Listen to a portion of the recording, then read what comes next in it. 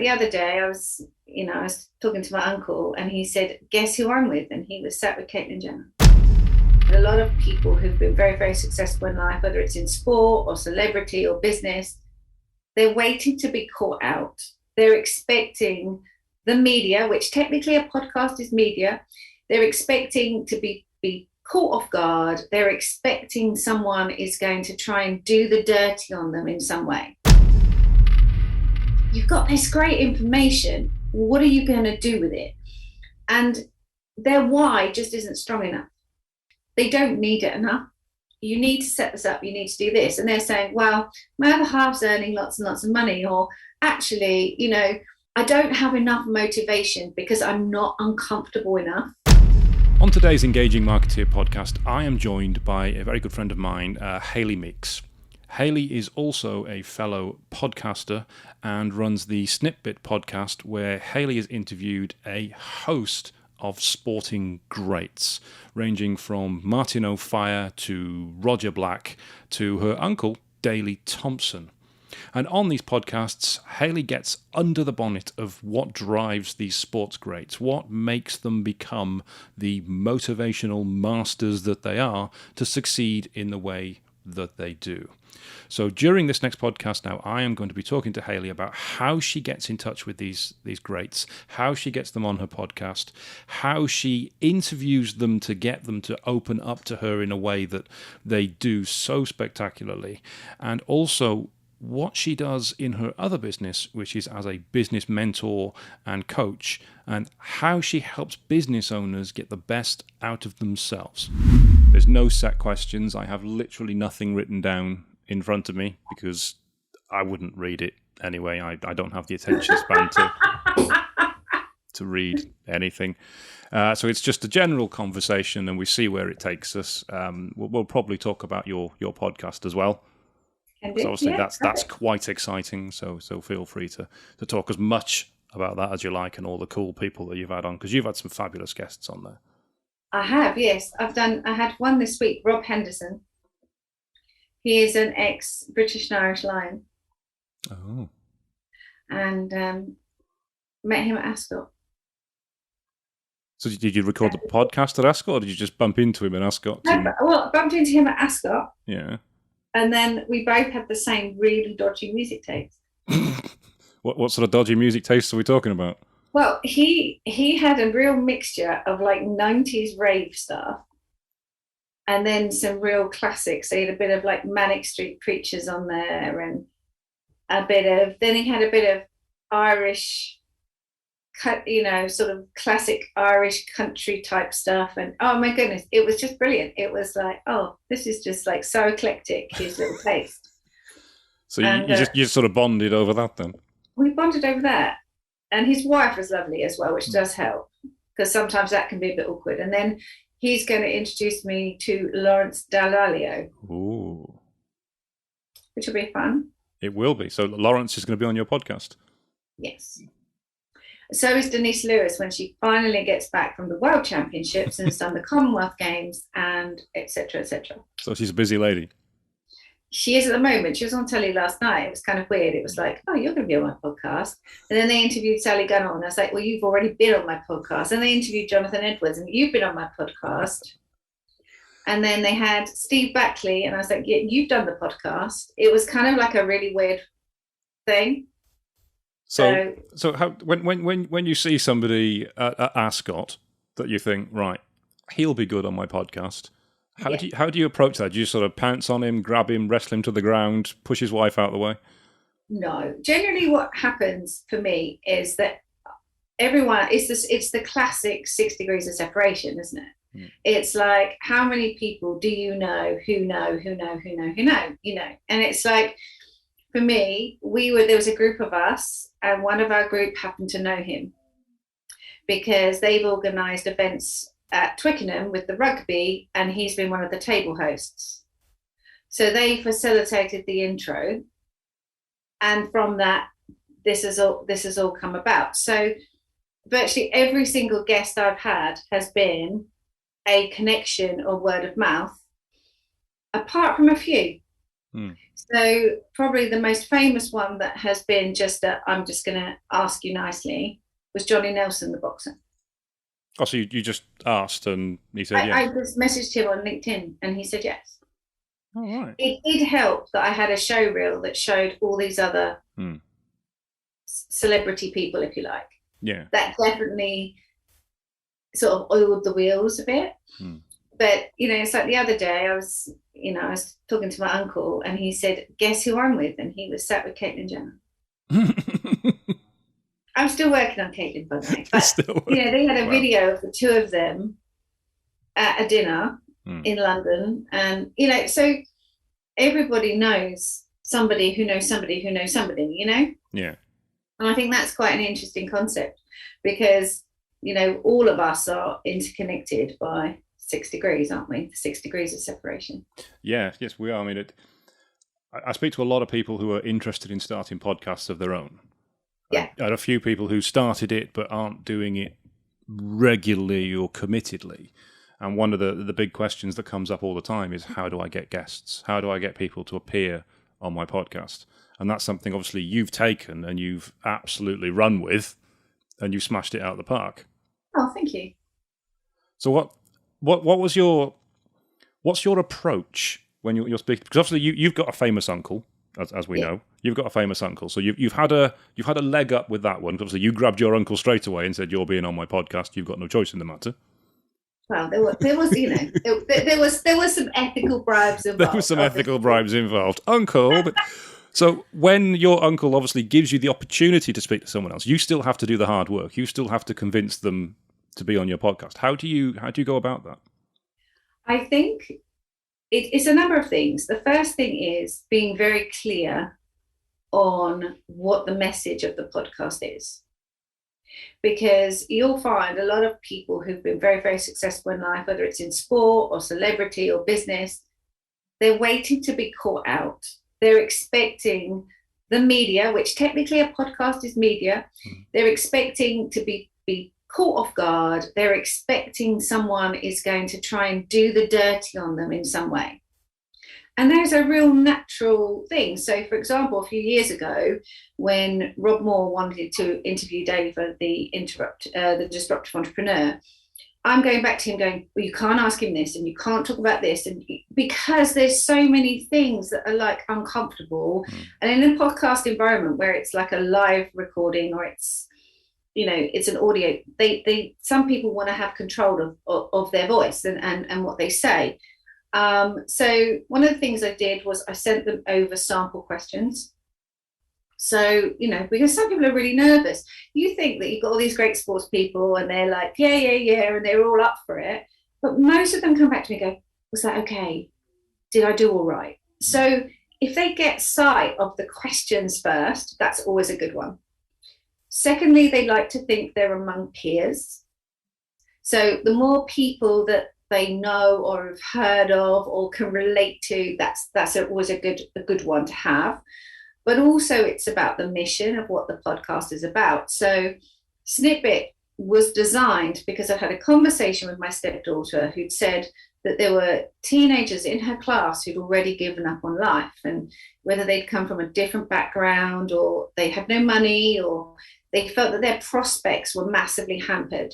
So the whole premise of SnipBit is to prove to young people that you can be whatever you want in life and be successful in that with hard work and application. And so that was kind of the premise of the podcast. So instantly, a lot of people are going, oh, well, it's for young people. So you get a lot more interest because of that. The other thing that I did, and this was something that was recommended to me, was I created a little show reel. So I picked out some of the best bits from some of my first 6 or 7 guests.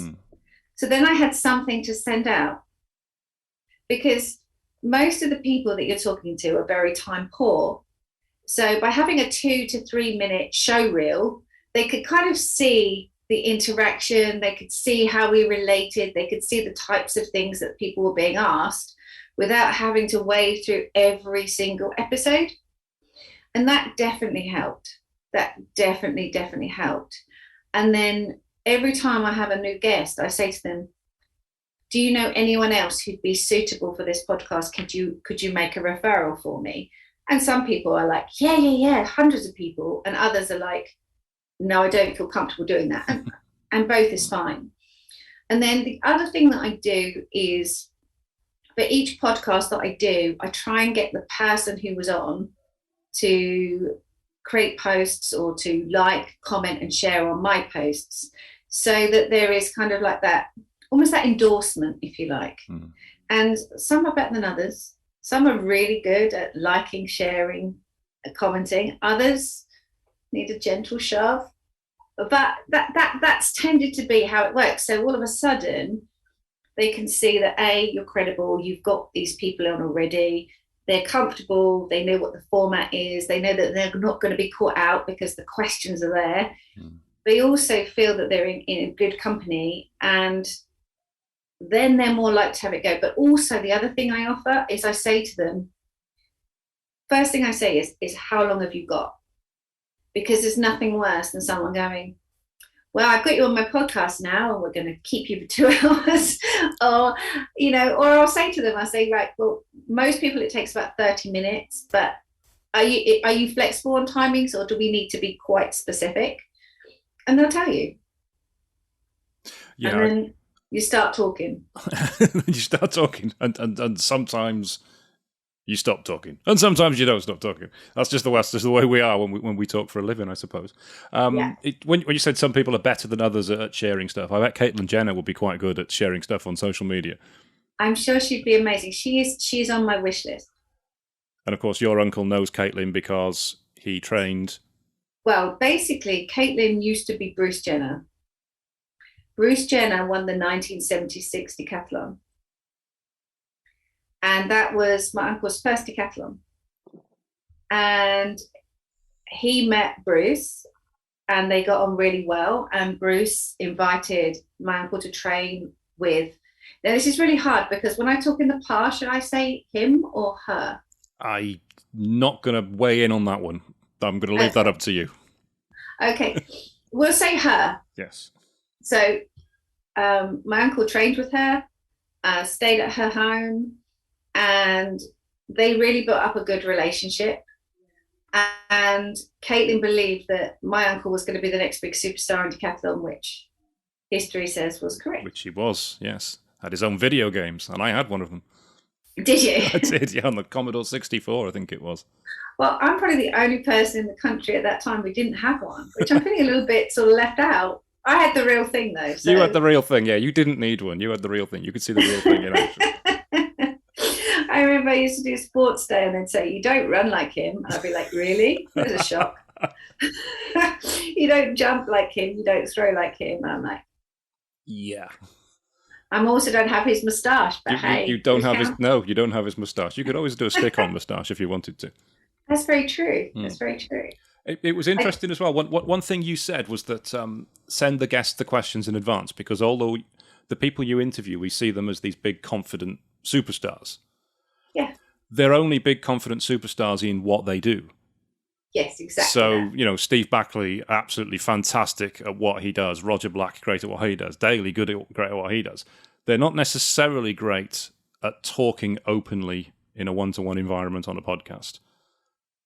And I think that's important, is the fact that we often go on tangents as the conversation leads, but they at least have a framework. So they think, oh, I might be asked that question. What would I want to say about that?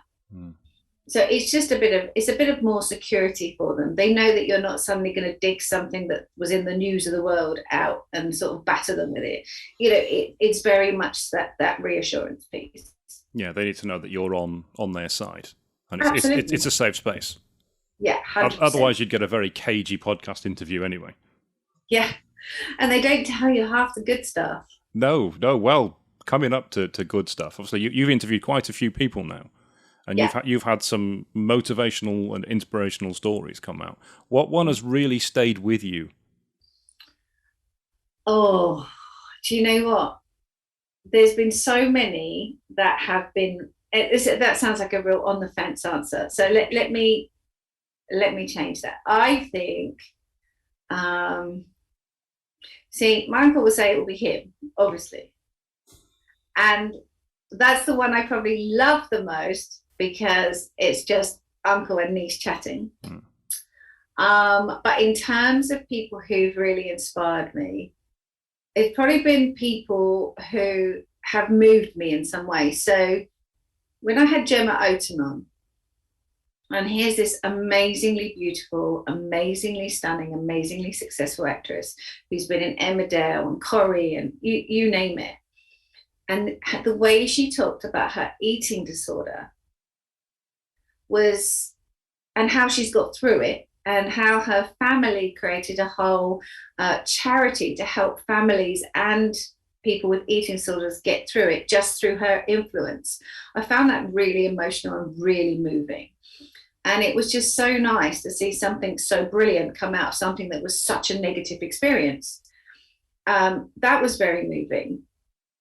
Neville Wright. Neville Wright went from 37p to 100 million. And what really inspired me about Neville was, this is an amazing man who had been written off at school. He was dyslexic, he had ADHD, and he was told he'd amount to nothing. And here he was creating this amazing business empire.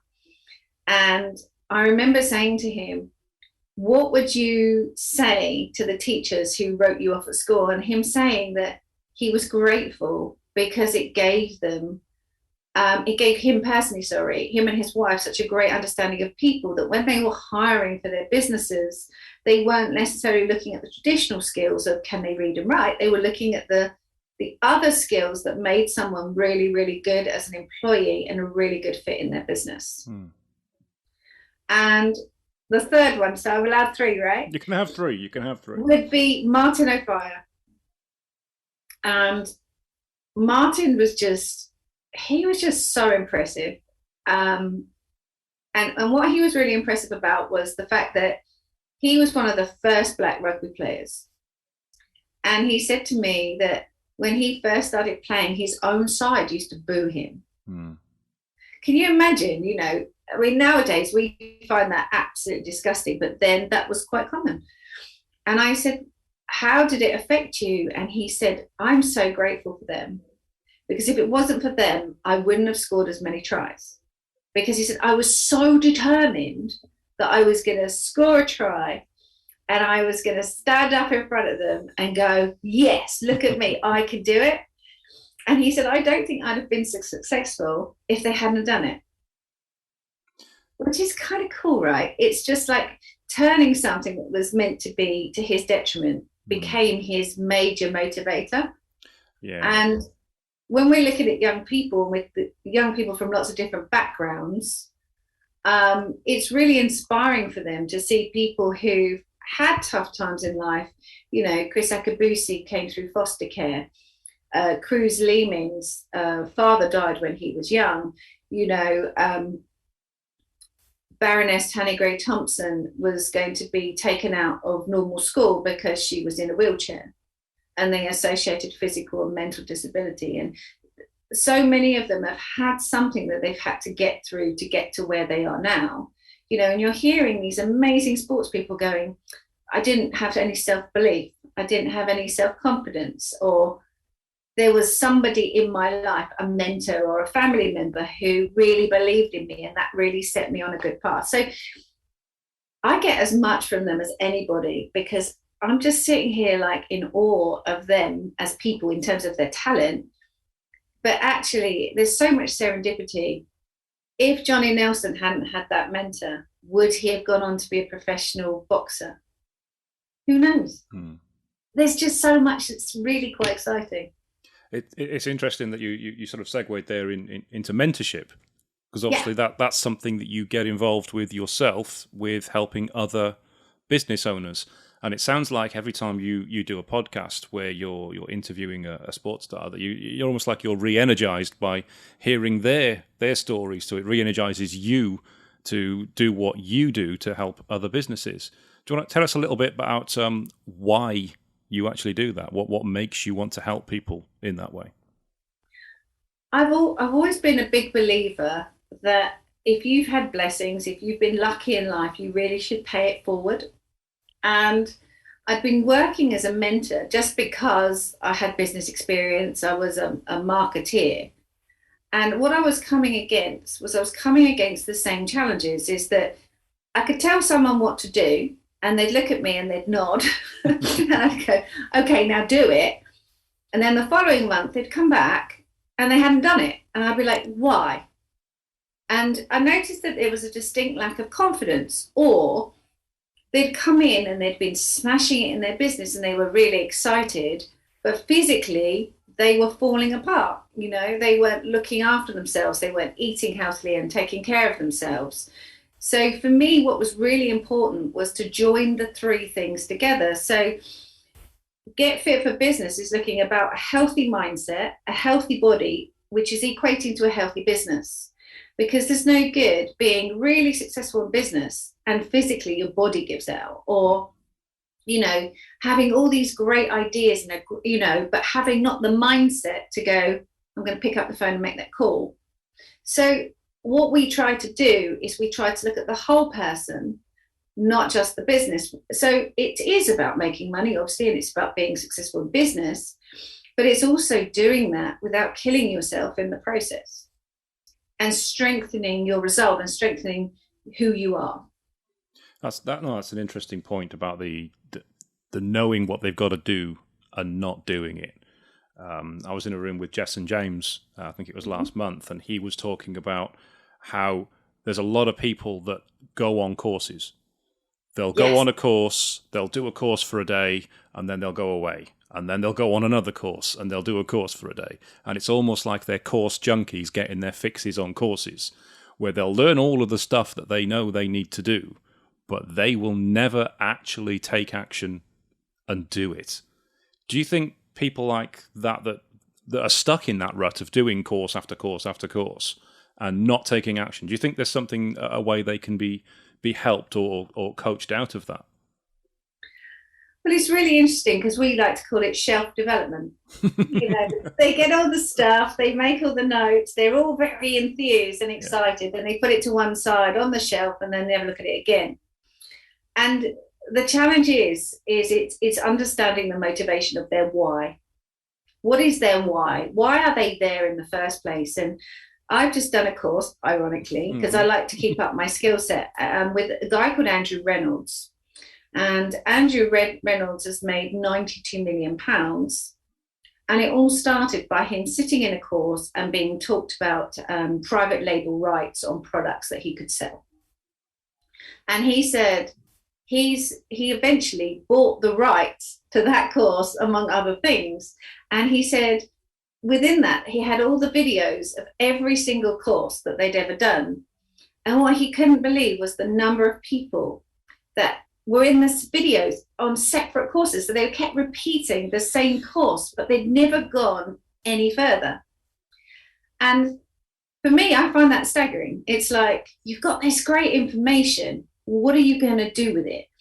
And their why just isn't strong enough. So they're either too comfortable, and that can often happen, and that can be such detriment. They don't need it enough.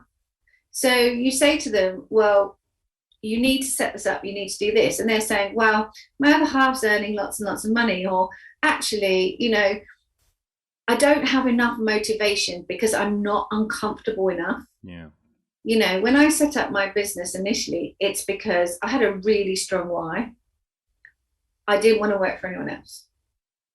And I wanted to provide the best agency experience. That was quite a strong motivator, but I also needed to be self-supporting. You know, there was no big silver spoon stuck in my gob, you know. And I think for a lot of people, if they don't have that strong foundation, it's very easy to go, well, that was nice, and put it down.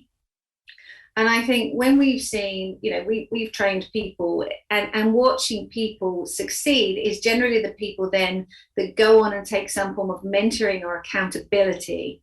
Because I remember Richard saying to me once, he said, there was this story in America, and there was all these people that had really bad heart conditions. And they were essentially told that if they didn't change their life dramatically, i.e. change what they ate, change how much they moved, reduce their stress, they would be dead. And he said the majority of them did not make those changes. And it's like, but guys, you're going to die if you don't make the changes. And the ones that did were accountable. So they joined a group, they supported each other. They had a reason that was bigger than themselves to be able to make those changes. And I think for me, that's where mentoring comes in. You know, we're not there to kiss their butts, we're there to kick them. You know, we're there to get them to the next level. And we're there to give them not just what you need to do, but the mindset and the push to be able to do it. And I think too often the course is great, they're all infused for about 2 weeks, but unless they've got someone going, so what have you done with that? What's the first steps that you've taken? How are you planning to roll this out? How are you planning to implement that knowledge?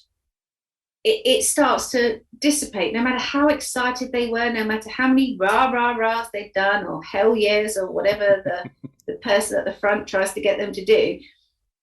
It actually dissipates unless they've got someone who's they're accountable to. No, I love what you said there, because the accountability and the comfort zone, that is the biggest problem. People are stuck in their comfort zone.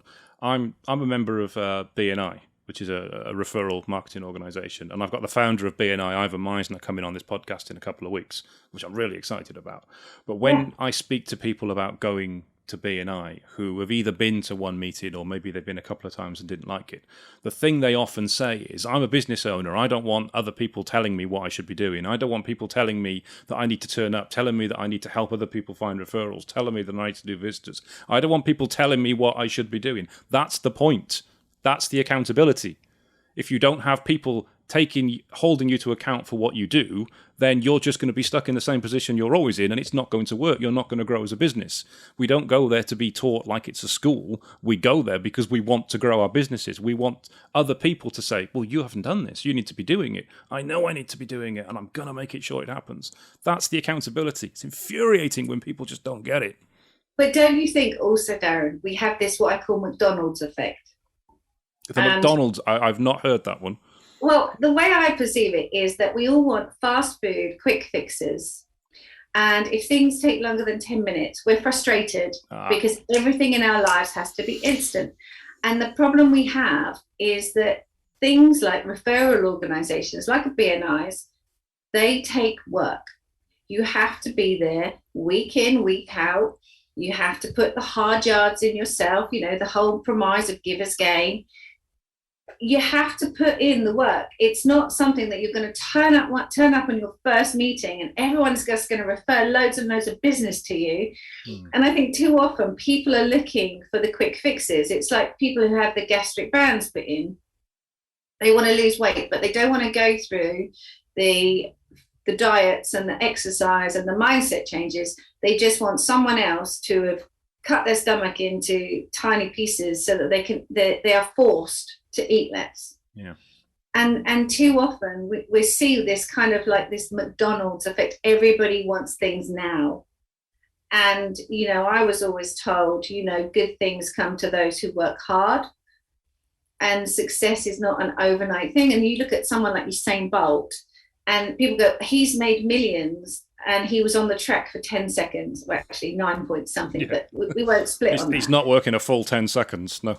Exactly that. But what they don't take into account is the 20 years that went before that of the training and the diet and the coaching and all the other elements of, you know, practicing start after start after start.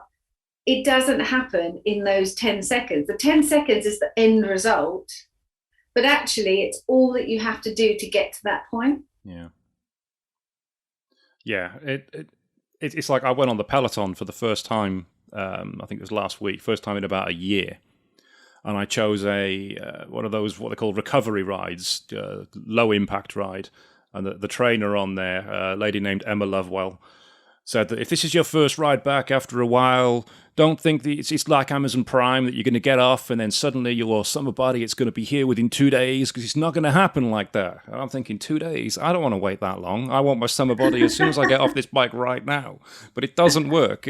Whether you're trying to work out to be healthy or whether you're trying to build a business, it's not something you can just wave a magic wand or click a finger and suddenly it's going to happen. So as you say, you've got to work at it. You've got to put the effort in. You've got to get out of your comfort zone. And it helps if there's somebody to hold you accountable for it, whether you're the business owner or not. You need somebody to hold you accountable, or you're just not going to do it. Well, it's like the compound effect. Darren Hardy's book on the compound effect. It's those little daily habits that you can do that have a long-term impact, and whether that's a good impact or a bad impact depends on you. It's something that I've really caught up with, because what I've done is things like I've dedicated myself to half an hour a day of good reading, so looking at self-development or business improvement books, and you can now do two books a month. Well, you're just thinking of all that extra information, all that extra knowledge that's going in, but it's half an hour a day. It's nothing. And it's things like putting in the exercise and putting in how much water I drink and how much I do in learning and development of myself. And I used to have a rather large caffeine habit, for anyone who knows me, and I'm now down to 3 coffees a day. And it's little tiny things. Yeah, I can see down your coffees there. It's cool. It's not a problem. But it's all of these little habits that we can make. And it's like, if you just take out a small thing. So I used to have every night, I used to sit there with a chocolate bar, like a miniature one, thinking I was being good. Well, that's 160 calories a day. That you're chucking on, that you don't need. You're kind of just bored, so you just think, I'll have a chocolate bar. And if you look at that over the course of a year, it's like a ridiculous amount. It's like a stone that you're putting on through thoughtless eating. So it fascinates me, the whole situation of doing those little things daily that can make such a big impact, and having that accountability of someone saying to you, what are you doing? Yeah, what do you do? That you have to kind of report in. Yeah, even if it's something you should be doing. Yeah. To have somebody remind you that that's what you should be doing, it makes a big difference. What I thought was also interesting, it's a couple of things you said there, that you're reading, was it half an hour a day of meaningful books, and you were on a course just the other day as well, which is really interesting, because obviously you're a business mentor, yet you're still attending courses, you're still reading books that are going to change things. I got into an argument with somebody on a Facebook group last year who was a business coach, who said he didn't have a business coach, he didn't need a business coach because he was the coach. I think, how can you possibly have somebody coach and mentor you when they don't believe in the process themselves, yet you are continually looking to improve, you're continually looking to learn more, to perfect what you already know? What in the last few years have you discovered that perhaps has made a big impact on the way you do things or the way you help other people?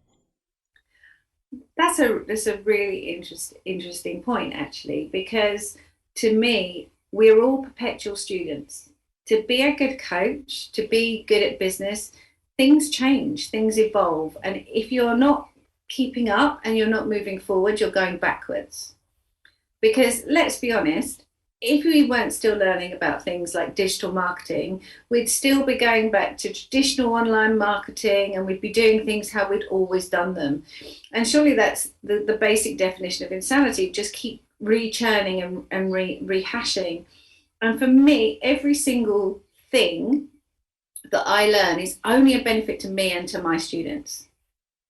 And it's exciting. I like to learn. I think, I'm a bit of a geek at heart.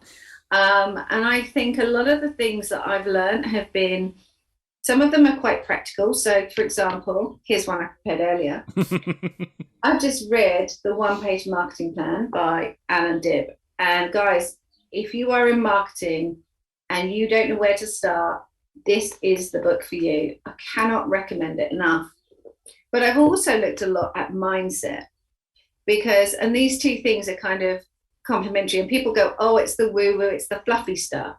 But actually, a strong mind, you can get so much more done. You can get into better habits. And I think it's really essential, just the thought of going from just purely, I am your business coach and all I'm going to do is business, to making it into a wider picture. I think that's probably the biggest learning over the last few years. Whenever I speak to people like yourself, they mention mindset and health. Obviously, we both know Tony Brown, who's well into his mindset and his health, and he's very woo-woo.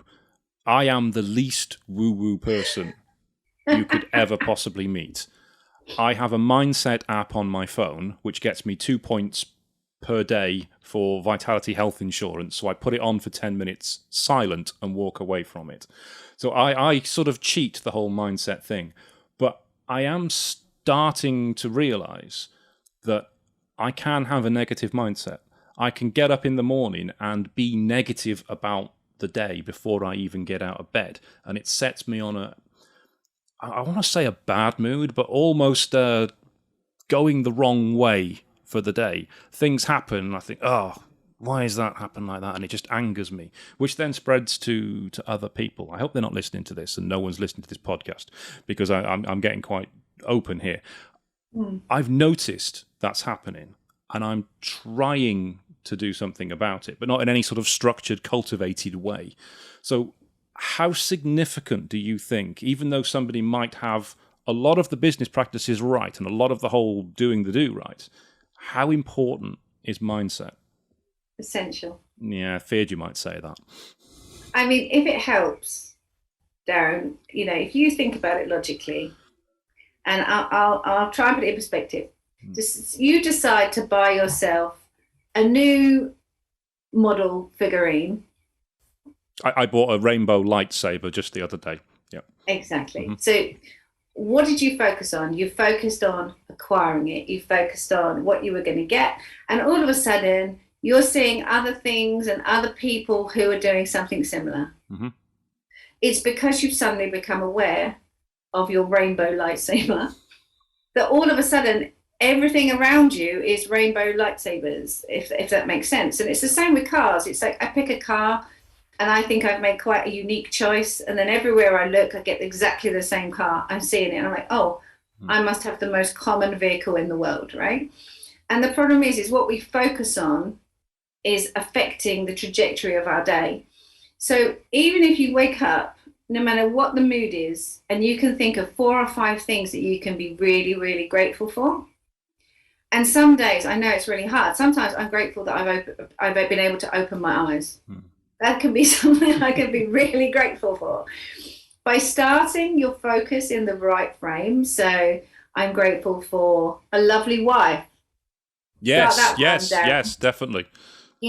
I'm grateful for a business and work that I love. I'm grateful if just a few things. It doesn't necessarily even have to be a religious focus if you're not religious.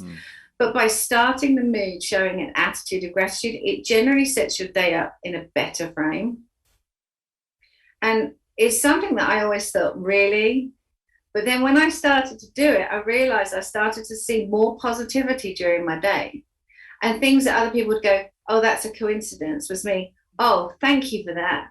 That's what I wanted, So there was just more, how can I put it? More serendipity, if you like, more occasions to be grateful, the more I focused on being grateful. Yeah, no, I do understand, and I am trying. It's just when I get up in the morning and go, oh, I'm still tired. Oh, it's 5 o'clock in the morning. I've got to get up and go to a networking meeting. Oh, my legs ache. Oh, that's not good. Oh, it's too hot. It's much too hot at the moment. It's far too hot. And it's focusing on all those things, and then that's just going to beget more misery and more depression and more bad things as the day goes on. Yeah. Whereas, as you say, if you focus on the good stuff, then you're going to notice more good stuff as the day goes on, and it's just generally going to change your overall mood throughout the day. Correct. Even though you're having pretty much the exact same day. Exactly. The day doesn't have to change. It's just how you perceive it, isn't it? It's like, you look in some of those mirrors, when you used to go to the fair and they used to have those distorted mirrors, you're still seeing technically the same reflection, but you're just seeing it in a slightly different way. Well, I was going to get really sort of deep into depression then, but I don't think that's probably we certainly don't have time to get into that. So I'm going to push that one to one side as I probably should do. So you also, obviously, you're heavily into marketing. Yes. And you've been in marketing for probably your whole working life. So 10 years? Yeah, that sounds about right. Yeah. Probably a bit longer than 10 years, but 10 years is good. 10 or 12 years, So, yeah. Well. So what sort of projects or accounts have you worked on that you thought, wow, that was really cool? Well, I think one of the best things is I get to work with Merlin Entertainment. Wow, that's really cool. And actually, for those who don't know, we look after them. We work with them globally, and a lot of it on employee engagement. And one of my jobs was to go to certain theme parks and give experience of the people experience that I had, the customer experience I had. That was probably my hardest job, You get paid for this? Yeah. So you get paid to go to theme parks? Yeah. Yeah. Not all the time. No. I haven't done it recently, but we were able to go to, say, like Chessington and some of the other theme parks, and just how are you feeling the customer experiences? That's a bitch of a job, right? Yeah. It's a tough job, but someone's got to do it, and it's good that you're actually doing it so that other people less fortunate don't have to.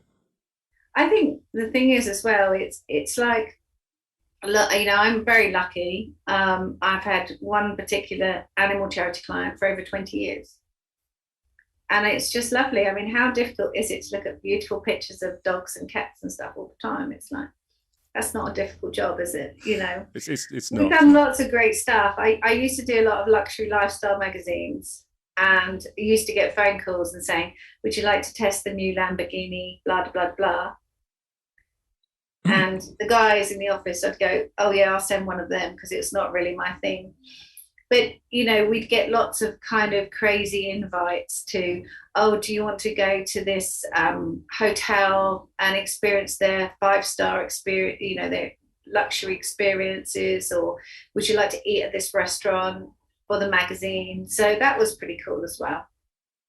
So is there any sort of client or target client that you would like to be working with? Any sort of industry that you'd really like to be working with?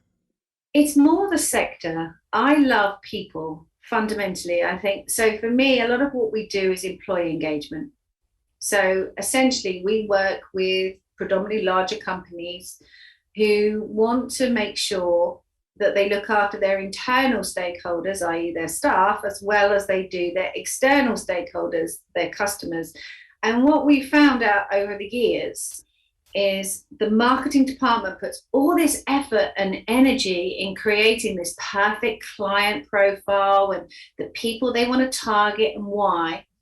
And they pay no attention to the people that they want to hire internally, the people that are going to make the difference. And I think all of us we all have an experience where we've had appalling customer service that we've talked about incessantly because a brand has let us down. So the brand promises all the things that we'd expect that company to do has had a single point of failure, which is a person. And so one of the things that we like to do is we work with companies who either have a huge amount of attrition, so they get lots and lots of people leaving. So why aren't they staying? Or they want to get a better engaged team, or they want to get a better customer experience for their clients, or they want their teams to work better together. Or they want to embed value. So there's lots of different reasons why they want to bring us on board. And our job is to find out what's going on, look at what they want to do, and then provide solutions. So we had one client and they were losing 59% of new starters every 3 months. Wow. And it's like, that's nuts. That is absolutely nuts. So you think of the recruitment costs and the training costs, It is absolutely crazy. We had another client and they were going to change the name of the business. So they spent all this money with a big London agency on getting new brands and logos and things. and the staff internally hadn't had a pay rise for 2 years. So you can imagine the discontent, and we're brought in to try and create a way of communicating all of this effectively. And the name of the company was really hard to pronounce if you didn't know it. So you can imagine all these call center staff calling the company the wrong name. And, you know, we had another company in the petrochemical sector who were worried that the senior leadership team were having struggles with communicating on the downline. And yet, once we'd done some research, we found it was actually department to department that was the problem, not from top to bottom. It was sideways. And things like that are really interesting. And, you know, everybody in the business can contribute some really amazing things that can totally change the way that business works. So we had one of the tanker drivers turn around and said, if you guys talk to each other, I could do, and every tanker driver could do 2 or 3 more deliveries a day in the same time frame. Wow. Because at the moment you're sending us all over the place. And if we had a proper route that you'd all agreed, we could do so much more. Which would make the whole company massively Think about the business savings on that. Yeah. And that's one person's input. And, you know, people like to be asked, people like to be included, people like to think they have a purpose. And so often when a company's growing really quickly, or it's a really large company, they just feel like, oh, we're just this tiny cog in this big wheel and that we're not important. And everyone thinks, oh, it's all about the money. But for some of them, it's, I just want someone to say thank you. And it sounds very stupid, but for some people, the recognition piece is equally important. I just want someone to notice.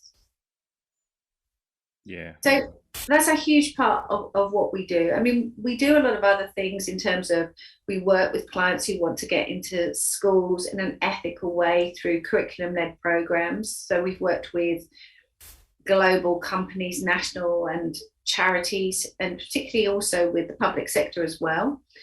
And we help people in the health and pharma sector get launched into the big stores. So we have a bit of a mix, really, and I quite like that. That's quite a nice way to be. Yeah, certainly keeps it interesting having different mix like that. So for a small business, maybe just starting out, or maybe just within their first couple of years, what sort of maybe 1 or 2 tips from a marketing perspective would you give them? Say that there's something that they really need to be looking at, or something they should be doing. I think the most important thing is to be clear on who their customers are. And I think what we find, you know, I'll say to somebody, who's your target audience? And they go, everybody. Mm-hmm. And I'm just like, I just want to cry. I genuinely want to cry, because actually, if you're targeting everyone, you're targeting nobody. So the clearer you can make your customer profiles, the better. And I mean really personal. So think about giving them a name. Where do they hang out online? What are the pains and gains? So basically, what solution for them does your problem or service solve? What is the pain if they don't have that problem or solution solved? So it's looking at the pains and gains. You know, what are their challenges? What is their setup in terms of their family? You know, for so many people, they're saying, well, we advertise on Facebook, but are your clients on Facebook? Well, if you don't know who your client is, how do you know those things, you know? And the second thing is to understand, as we said, the pains and gains that your product or service solves and what your client is looking for, and create the value proposition, or basically where you meet in the middle. So we do this and this solves this. And the second thing is, people too often talk about the features of their product and service, and they don't think about the benefits. All of us, it's what's in it for me? What's in it for me? So if you can't communicate that clearly through some form of very, very simple statement or elevator pitch, people are turning off. I mean, I don't know about you, Darren, you go to a networking group, and I'm picking on one group here, but how many times have you heard accountants who say, we can sort out your tax returns and your VAT. And it's like, yeah. And however, if somebody had said to me, I'm an accountant and my mission in life is to make sure you have more money in your pocket than you have to give to HMRC, and I do that legally, it's so much more benefit led. Yeah. And I think that for me is a big thing. So basically knowing who that audience is, knowing what pains and gains you solve for them, and being able to give them a benefit-led pitch that makes them want to find out more. So that's the most important thing. The other thing I would say is marketing isn't rocket science. And the other thing I would do is I would suggest to them that the things that they don't understand, to get in professional help. Because we can't be all things to all people. And the number of times, say for example, Darren, you guys do Facebook ads and things like this. That's not my zone of genius. I have people who do things for me. Yeah, it's interesting what you say when you reference like networking groups and accountants saying that I do people's VAT returns and I do people's tax returns. You hear that certainly in BNI and any sort of a networking group so often, where people just talk about what they do rather than what they do for you. And it's not natural to be able to switch that round and know how to say that. Again, that's the kind of thing that you need coaching for. You need to be taught, you need to be trained on, to turn your product, your service, your features into benefits that appeal to other people. It's not something that comes naturally. It's something you do need help with. Well, I'd recommend that they read the book A Key Person of Influence by Daniel Priestley. He literally sets out a really good formula of how to do that. And so he has a number of examples for lots and lots of different sectors. And that will really kind of help them to get that kind of framework together. So it sort of gives a template together so they can apply it to their own business. Well, that sounds like a really good idea. Okay. I think we're almost about done now, Hayley. So if somebody wants to listen to your podcast or to connect with you for your marketing services, what's the best way they can get in touch with you? Well, I'm on LinkedIn. In fact, I'm on most of the social media platforms. On LinkedIn, I am the only Hayley Meakes, in brackets Gregor, which is my maiden name. SnipBit, which is the podcast, is available on Spotify and Apple Music, and you can't miss it because it's got a big logo with a big pair of red lips on it. I'm also got my own Facebook, Insta, and I'm also on Twitter. So feel free to connect. So check out Hayley when you can listen to her podcast. Is it on season 2 or is it season 3 at the moment? Season 2. I'm starting to acquire some guests for season 3. Anything that we can be told about in advance? Could, but I won't for now. But just keeping it to yourself. Very lucky. That's all I'll say. Okay, fantastic. Thank you very much for joining me today. It's been an absolute pleasure as always. Thank you. Thanks for having me.